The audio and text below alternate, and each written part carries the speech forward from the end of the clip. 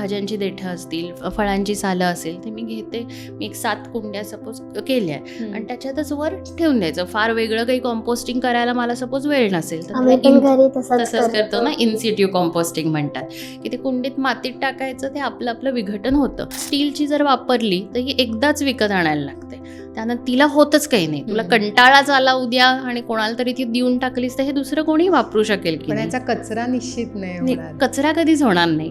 फुग्यांचंही आहेच ना problem, फुग्यांचे recycling होत नाही आणि ते प्राण्यांच्या पोटातही जातात जेव्हा कचऱ्याच्या ढिगात ते पडलेले असतात तेव्हा. त्यामुळे ते तर मला असं वाटतं सगळे आपण ठरवू शकतो.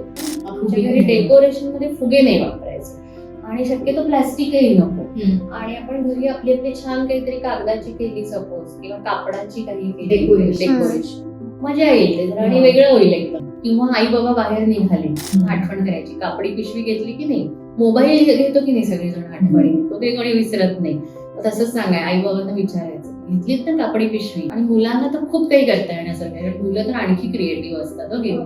त्यामुळे आत्ताच तू एवढ्या गोष्टी सांगितल्यास, तुझे सगळे मित्रमैत्रिणी एकत्र आलात तर भरपूरच तुम्ही करू शकाल, हो ना.